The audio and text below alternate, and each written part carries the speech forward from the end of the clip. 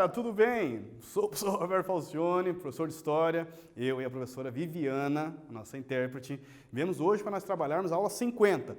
O tema é grande. Povos originários americanos, povos da região atual do Brasil. Sejam todos bem-vindos em nome da Secretaria da Educação do Paraná. E antes de nós começarmos nossa aula, eu tenho dois recadinhos muito importantes. Primeiro, você lembra daquele primeiro link da presença que nós tínhamos antigamente no Classroom? Pois bem, ele mudou, não há mais esse link e agora o link da atividade, aquele primeiro, é que vai lhe dar a presença para todo o sistema, para os professores de todas as disciplinas, inclusive. Então é fundamental que façam as atividades do Classroom. Segundo, você, aluno aí, aluna, no sexto ano utiliza o material impresso, você assiste às aulas pela TV, bacana. Mas você pode, se tem condições, se tem acesso tecnológico, experimentar o sistema do Classroom, o sistema, enfim, digital da plataforma do Aula Paraná. Ele é fantástico, é uma experiência pedagógica, assim, um aprendizado muito legal. Não se preocupe, ele não vai cancelar suas notas lá do impresso. Você pode aos poucos, inclusive, eu conversando com alguns pais, algumas mães, que conseguiram, inclusive, aos poucos ir migrando, Foram se sentindo mais à vontade, se familiarizando, tendo confiança, e eles foram aos poucos migrando para o sistema do Classroom, tá bom? Vamos lá? Bora! Arregace as mangas, aperte o cinto, uma boa aula para todos nós aí. Embarque nessa, vamos juntos. 3 objetivos: apontar as principais características dos povos indígenas na região atual do Brasil. Identificar as especificidades dos diferentes grupos de suas diferenças e semelhanças. 3. Reconhecer a organização social dos povos indígenas da região atual do Brasil. Vamos lá, na aula passada vocês viram localização, sociedade e cultura dos povos das regiões atuais do Brasil. Começamos inclusive nossa aula sobre a civilização, sobre o povo Xetá, originário do noroeste do Paraná, da região do Moarama, Cruzeiro. Vale a pena, poxa, eu perdi essa aula, vai lá, vale a pena você conhecer um pouquinho a história do nosso oeste, a corrida do oeste do Paraná da década de 50. Hoje vocês vão estudar comigo religião, agricultura, arquitetura e arte indígena, olha que bacana. E línguas, fechamos ali sobre os troncos que nós comentamos na aula passada.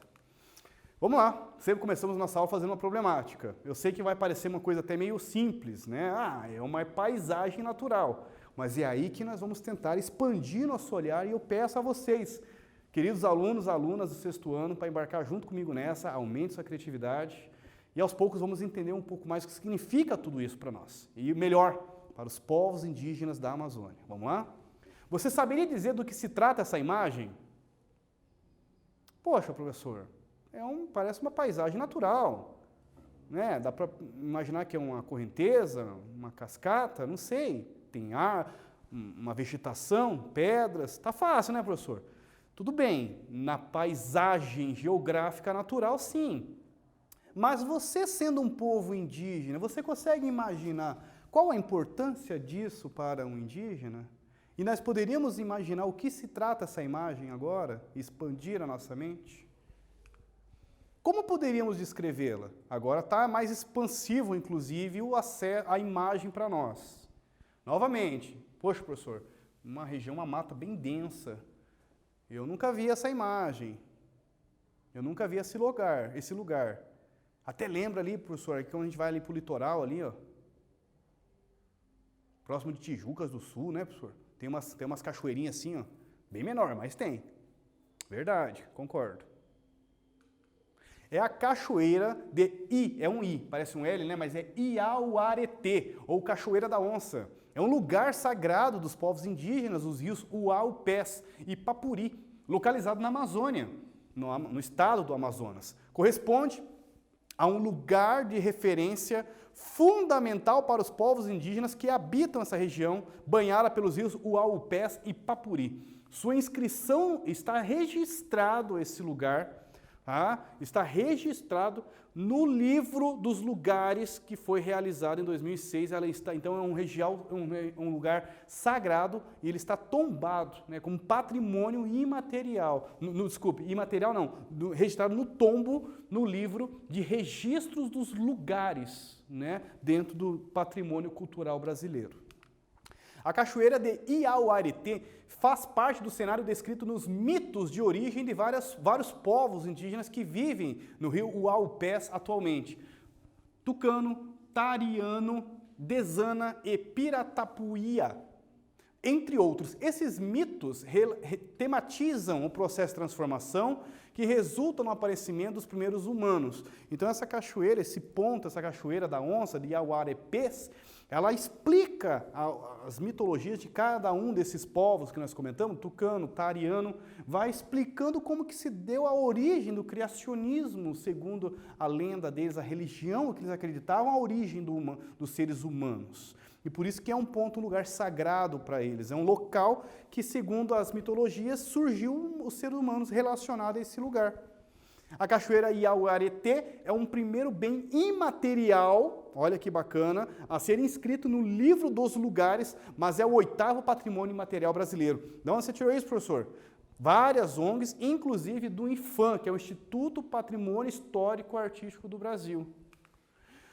Eu trouxe um trecho de uma narrativa, de uma mitologia do povo indígena tariano, que vive ali naquela região da Amazônia. No início, quando não tinha nada, só existia um ser, chamada Massa Barrutigui, pessoa que não aparece, né? Um ser que ninguém vê. Havia o trovão, Enu, Ipé-Ueri, Ecoapi. Em seu corpo ele tinha vários enfeites. Também levava seu cigarro encaixado na forquilha, sua cuia de ipadu e sua cuia de bebidas doces. Ele vivia só em sua casa, no alto, e começou a pensar sobre a possibilidade de criar novas pessoas. Professor, lembra das aulas lá? Eu já vi também outros mitos. Nós trabalhamos, né, as mitologias criacionistas em várias civilizações e trouxemos uma, inclusive, sobre a história da língua tupi, do criacionismo aqui no Brasil. Essa é uma narrativa do povo indígena tariana, ou tariano. É um mito de criacionismo que explica a origem dos seres humanos para eles. Eu trouxe mais uma lenda, vamos fazer um paralelo e um bate-bola bem bacana na nossa atividade. É a lenda da mandioca. Parece, vamos falar assim, mas mandioca tem lenda? Tem, olha que bacana, embarque comigo.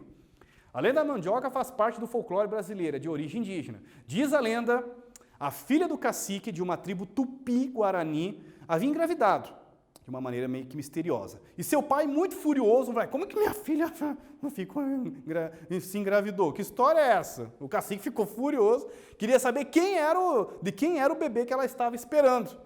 O local, aí, a Índia afirmava que não sabia como tal fato teria acontecido. E isso o cacique ficou com mais ainda, começou a não acreditar. Certa noite, o cacique sonhou que alguém lhe dizia que era para acreditar em sua filha, pois ela contava a verdade. A partir desse momento, o cacique passou a aceitar a gravidez da filha e a esperar ansioso pela chegada da neta.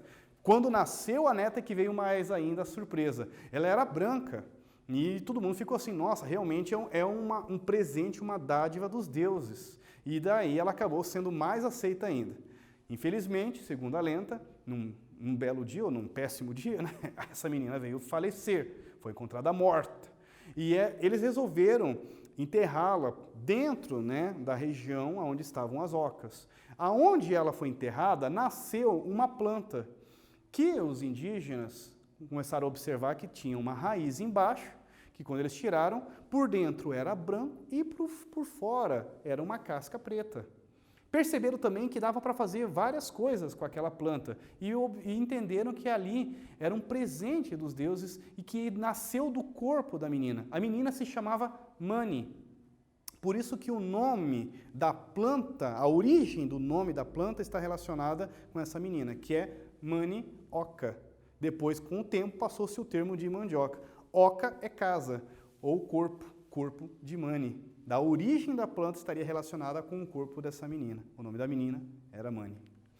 Aqui uma representação, um selo, local onde a menina foi enterrada, nasceu uma planta com raiz de cor escura por fora e branca por dentro. Por isso a menina representada meio loira, né, branca. Fabricação de bebida caxiri, ou caxiri, pelos povos indígenas do Oiapoque, Amapá, quase eu falei Amambai, daí é Mato Grosso do Sul. patrimônio cultural imaterial. Também a mandioca está relacionada, não a mandioca, a fermentação, o fazer a bebida caxiri, que é uma fermentação também. Lembra do xixa, lá da civilização inca? Também uma fermentação produzida através do milho. Aqui, uma fermentação da mandioca. E a mais conhecida, que é a cachaça, no Brasil, principalmente no Nordeste, que é uma fermentação da cana-de-açúcar. No Japão, tem uma outra fermentação que é do arroz. Também é produzido também. Vamos lá? Próximo aqui. Em 2004 foi realizado um inventário com a farinha de mandioca, aberto no livro dos ofícios e modos de fazer mandioca, que reúne um significativo volume de documentos e informações, considerando os modos de fazer diferentes tipos de farinha entre vários produtos, sistemas culinários que envolvem a cultura da mandioca. O festival, inclusive, é um patrimônio cultural imaterial do estado de Sergipe. Outro exemplo do patrimônio imaterial. Foi um tema polêmico nos últimos anos dos últimos governos, quando se tentou trazer a ideia da mandioca também como um patrimônio cultural. E foi se trazendo muito polêmico, alguns não acharam, virou até uma conotação meio engraçada, como diz, no sentido negativo da palavra, mas na verdade a ideia não era transformar a mandioca num patrimônio cultural, e sim os modos de fazer da mandioca, o caxiri, a farinha de mandioca, várias questões relacionadas, inclusive, a festivais como essa que eu trouxe a vocês, né, que acontece em Sergipe, no estado de Sergipe, que está relacionado já, né, nesse livro tombo gigante do IPHAN, do Instituto Patrimônio Histórico do Brasil, né, cultural, relacionado aos modos de fazer com a mandioca. Então, realmente, não é a mandioca, e sim os modos de fazer, ok? De maneira geral, as crenças religiosas, superstições, tinham um importante papel dentro da cultura indígena. Vamos para o nosso próximo tema, ao nosso primeiro tema, que é a religião. Os indígenas temiam ao mesmo tempo um bom Deus, chamado Tupã, e havia um espírito maligno, tenebroso, vingativo, chamado Ayangá, ao sul, e Jurupari, ao norte. Então eles tinham dois tipos de deuses, né? Um principal, um espírito, não é deuses, né? Um espírito principal, Tupã, e um outro espírito maligno, que representava a Ianguá. Alguns povos voltaram seus olhares para os astros, embora não possuíssem templos, os povos indígenas do Brasil, mas eles adoravam o sol, que é Guaraci, mãe dos viventes, a lua, que é Jaci, que representa a nossa mãe. Então já é uma religiosidade voltada para os astros, é essas duas grandes diferenças. Com vocês, vimos dois exemplos de patrimônios culturais relacionados aos povos indígenas, né? Descreva quais foram eles. Um foi fácil, foi da mandioca, né? Tá bacana. Mas teve um primeiro lá também, né? Um local sagrado. Vamos ver quem ficou bem atento. Daqui a pouquinho nós voltamos, corrigimos juntos.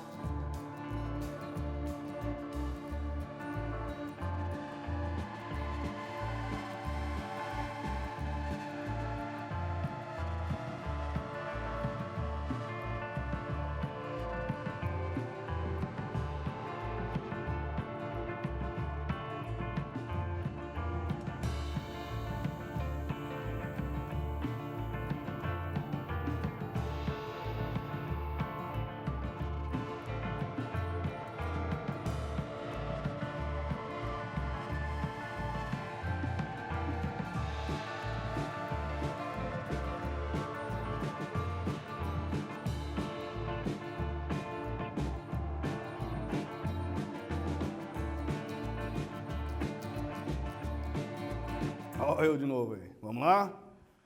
A cachoeira do Iauaretê é o primeiro bem imaterial. E imaterial você não pega. Lembra dessas aulas lá? Sobre os patrimônios que vocês assistiram com o professor Roberto? Lá as primeiras aulas do Paraná. Bem material, você pega uma estátua, um local, uma construção, um templo. Pode ser um bem material. Bem imaterial. O modo de fazer a mandioca você não pega.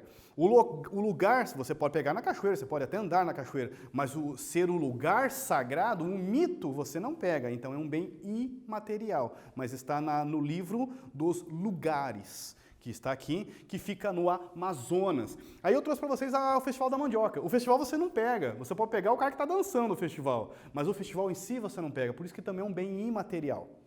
Em Sergipe, a fabricação do caxiri fermentado de mandioca, ou caxiri, você toma o fermentado, né, o caxiri, mas você não pega o fazer o caxiri, por isso que é um bem imaterial, é uma coisa que passa, imaterial, imatéria, né, você transcende essa coisa da física da matéria. O material você encosta, é uma estátua, é fácil. O imaterial você não pega, você não tem como pegar o fazer a mandioca, ou melhor, fazer o caxiri, né?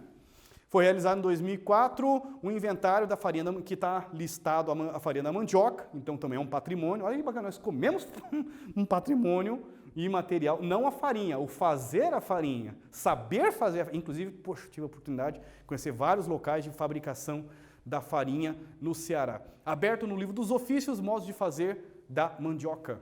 E aí, vamos para o nosso segundo tema, agricultura. Os indígenas, eu trouxe para vocês 2 temas de agricultura, duas técnicas indígenas de agricultura, inclusive uma é muito polêmica, porque se trabalha com o fogo, mas temos que ter um olhar sobre como que está sendo utilizada e de que maneira era utilizada, porque é uma espécie de um fogo controlado, inclusive, também. É a técnica da coivara.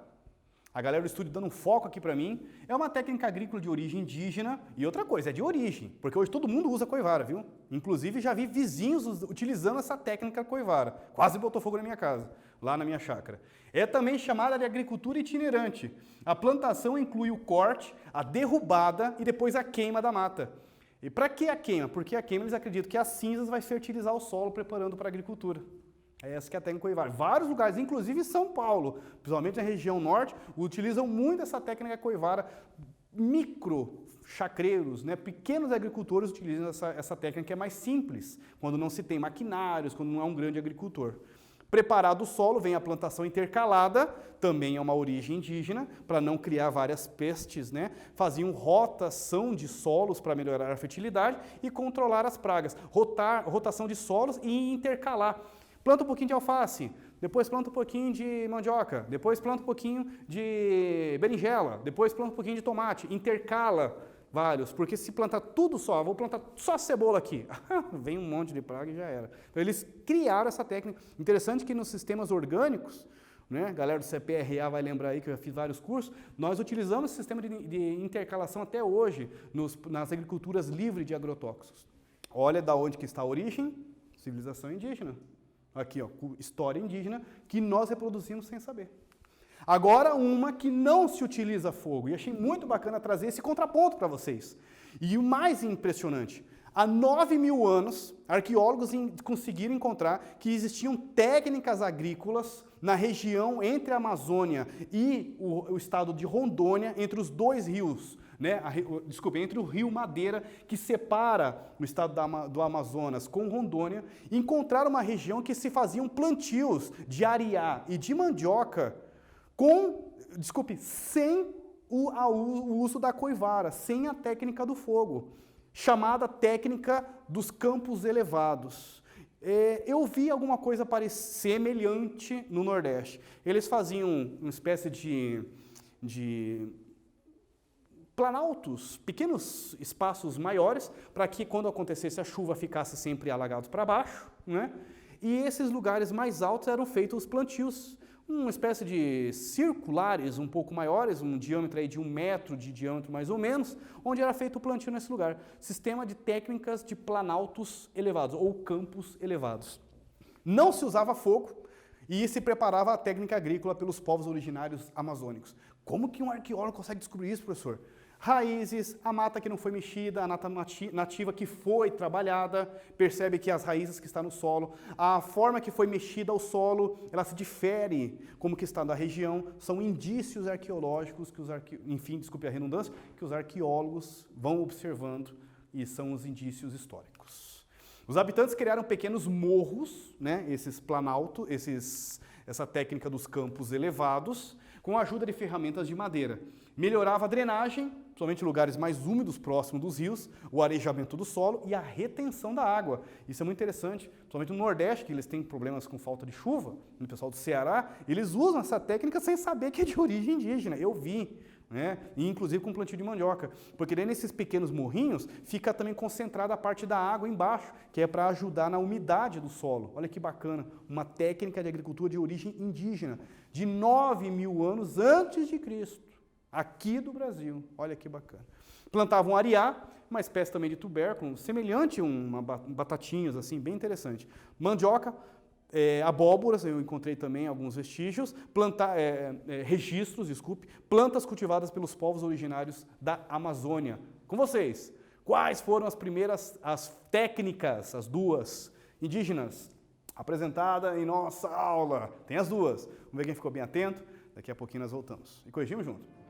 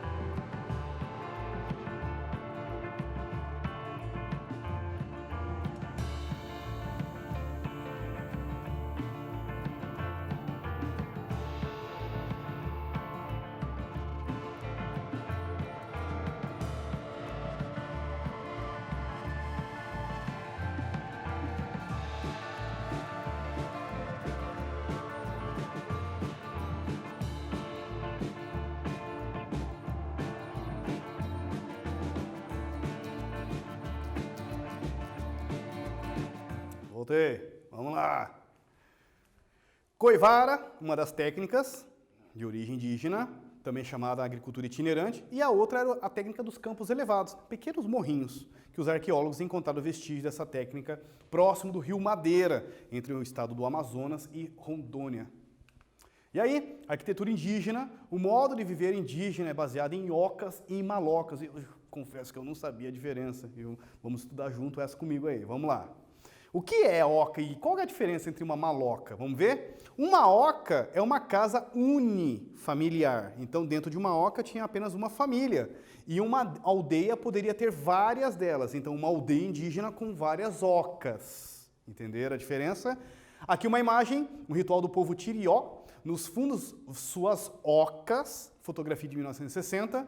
Agora eu trago o exemplo do significado de maloca, que é uma unidade, um espaço com várias famílias. Multifamiliar. Olha o significado da palavra multifamiliar. Que consiste em uma junção, uma união de várias ocas dentro de uma, com toda a comunidade vivendo nela. Aqui é a maloca de Tuutotobi. Caprichei nessa. Tuutotobi. Fica no Amazonas, 1961, essa fotografia. Os Yanomami costumam viver também em casas agregando várias famílias, um outro exemplo aqui. De maneira geral, a arte indígena está ligada a uma diversidade gigante, um conjunto que se destacam a arte da cerâmica, do trançado, de enfeites do corpo, da cestaria. Aqui um exemplo de cerâmicas tupi-guaranis, do Museu do Rio Grande do Sul, FRJGS. Quando se colocar datação pré-colonização, significa que é antes de Cabral. Eu já vi também um termo datação pré-cabralina. Significa que com a colonização em 1500, com a vinda de Pedro Álvares Cabral em 1500, o que tiver antes é pré-cabralina, ou pré-colonização, que é o termo 1500, ok?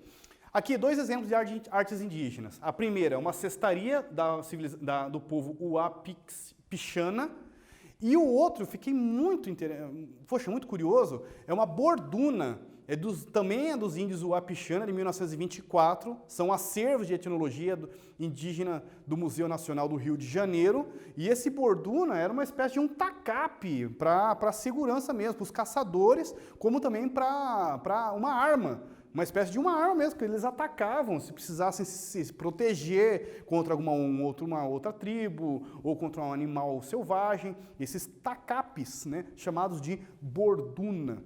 Que instrumento interessante. Parece quase uma pá, que se utiliza ali para os nadadores. E aí, explique as diferenças da arquitetura indígena, oca e maloca, na construção de suas moradias. Daqui a pouquinho nós voltamos. Corrigimos juntos.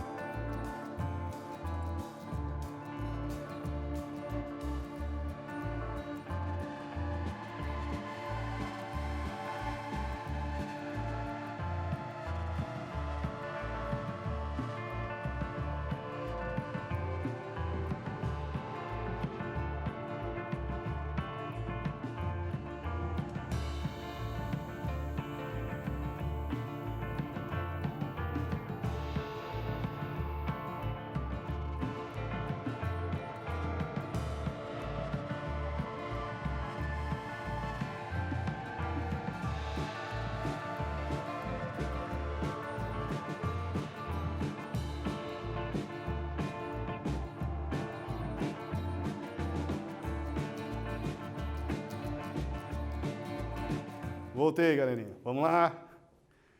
Modo de viver indígena baseado em ocas e malocas. Com suas peculiaridades entre algumas etnias. A oca é uma casa unifamiliar e uma aldeia possui várias ocas. Essa é a grande diferença. Maloca é uma unidade várias famílias, multifamiliar, que consiste em uma junção dessas ocas com toda a comunidade vivendo nela. Então, a maloca, várias ocas dentro de uma só.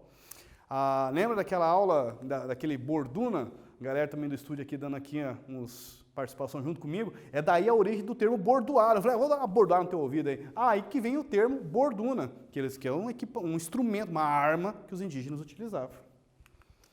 Vamos lá? Próximo e último tema, línguas indígenas. Vocês viram na aula passada, eu perdi, volta lá, ficou muito bacana. Os principais não eram só, mas os dois principais troncos linguísticos do Brasil, dos povos originários do Brasil, são o tronco tupi e o macro-G, ou língua G. É um tronco mesmo, como vocês podem ver aqui no nosso slide. É um tronco gigante, tronco tupi, que dele saem várias outras línguas. A língua aruã, gavião, a língua suruí, mondé. Essa aqui é o tronco tupi. Vocês viram que, inclusive, a língua tupi era uma das mais faladas na costa brasileira quando o Porto Cabral chegou, em 1500 com a sua frota. As diferenças entre os indígenas também estão presentes nas línguas faladas por eles. Olha que bacana que eu trouxe para vocês. Segundo o professor Boulos, durante muito tempo se acreditou que todos os indígenas do Brasil falavam só uma única língua, que era o tupi. Aí, com o tempo, somente vai a ciência, a áreas humanas, a antropologia, o estudo da língua, começou a observar que, na verdade, os povos indígenas falavam várias línguas. Mas isso é um erro, pois o tupi é um tronco, o tronco tupi linguístico, isto é um conjunto de várias línguas e não uma língua só, o tronco tupi. Também existe um outro tronco. No Brasil existem dois troncos, os principais, o tupi, o mais conhecido, e o macro-G. O tronco tupi tem cerca de 10 famílias, olha que nem tem as 10 aqui, para você ter uma ideia. E o macro-G é aproximadamente 12. Aqui só tem, olha, o tronco G, tem a família Machacali, família Pataxó, Hahahahe, língua Pataxó, língua Machacali. Da Machacali saem outras línguas. Olha que interessante. Tem o tronco macro-G, que surge a família Machacali, que saem outras línguas. O Pataxó, por exemplo. Aproximadamente. Há ainda famílias constituídas de apenas uma língua. Imagina! Línguas! Então vamos lá. Os povos indígenas falavam línguas diferentes umas das outras. Há pelo menos 180 línguas indígenas faladas no Brasil. Eles não desenvolveram escrita, galera, mas eles desenvolveram várias línguas. Os estudiosos da linguagem agrupam essas línguas em famílias e essas em troncos linguísticos. Então, na esquerda eu tenho a imagem de uma menina, da Calapalo, falante da língua tupi, e à direita o menino Bororó, ou Bororô, falante de uma língua macro-G. Então, são dois povos indígenas totalmente diferentes. Qual seria a principal diferença da língua entre os povos indígenas? Com vocês. Daqui a pouquinho nós voltamos, corrigimos juntos.